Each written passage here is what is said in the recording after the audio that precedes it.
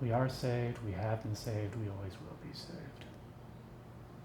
Self has an infinite number, diversity, and variety of lives to live. Self has an infinite number, diversity, and variety of bodies to give. Self is seed, body, soul, and spirit.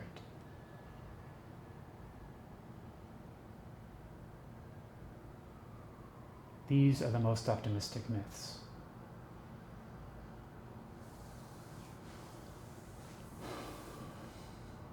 The ones that you don't get to hear about very much. The ones that are hidden from you by the powers that be. Because why? Because a belief in the value of pessimistic myths makes you more compliant to their will. They can manipulate you into doing things more easily, for them more easily. They can make you into a collaborator. As I said before, atheists are collaborators because they're in love with the idea of living their best lives. Pessimists in general tend to want to live their best life, and therefore they're susceptible to caving into the demands of a criminal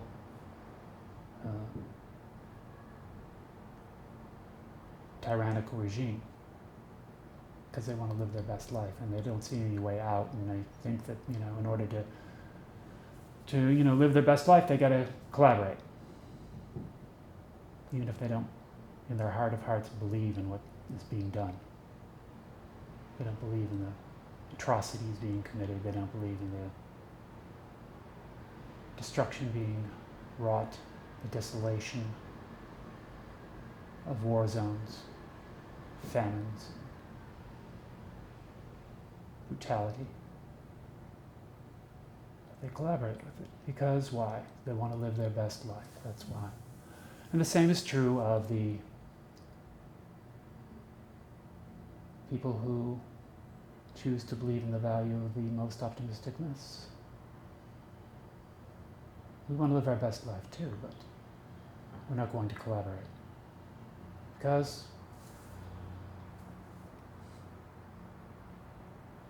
we have an infinite number, diversity, and variety of lives to live. We have an infinite number, diversity, and variety of bodies to give. We are seed, body, soul, and spirit. So there's no real way that with a belief in the value of the most optimistic myths that tyrants have any kind of leverage. They have leverage over atheists, because atheists believe this is the one and only life they have to live. This is the one and only body they have to give. All they are is a seed and a body, and a godless totality exists. They believe that, those pessimistic myths.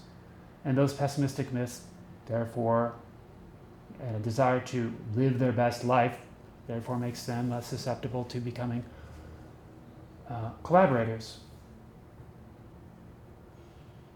when a tyrannical regime takes power in a country. And the same goes for practitioners of discovery religions, because why? They are slaves in search of a master. They are collaborators in search of a tyrant. And why is that? Why? I'm trying to explain this to you. It's because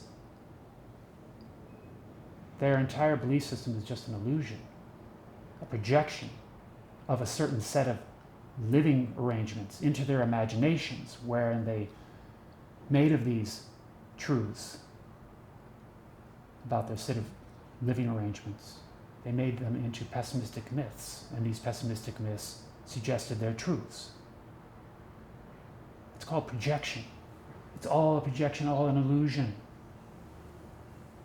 It has nothing to do with God and has everything to do with a certain set of living arrangements. A certain set of living arrangements was a few paranoid, oppressive, violent people concentrated wealth and command power in their own hands and ruled over domestic territories. The few paranoid, oppressive, violent people were at war with outsiders, and the outsiders ruled over foreign territories. Does that sound familiar to you? It should. It is reflected in the following pessimistic myths. A good entity rules in heaven. The good entity is at war with an evil entity. The evil entity rules over the earth. So the good entity is a symbol for a few paranoid, oppressive, violent people who concentrate wealth and power into their own hands and rule over domestic territories. The war against the outsiders is actually symbolized as the war against an evil entity. And the evil entity rules over the earth is a symbol or a projection of outsiders rule over foreign territories. This is all a projection. That's not all.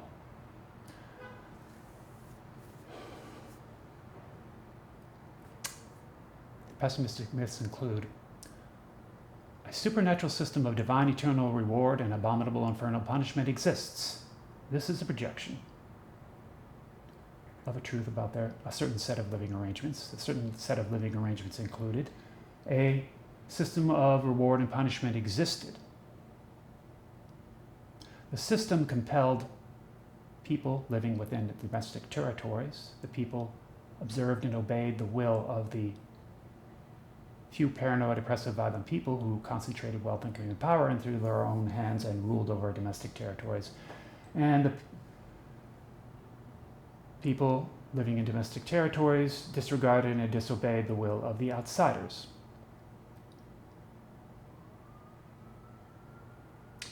And this is reflected in the idea that the faithful are compelled to do the will of the good entity. And the will of the good entity is, in fact, the will of the few paranoid, oppressive, violent people. And you hear this spelled out throughout history in different ways. For example, a proclamation by religious authority figures that the will of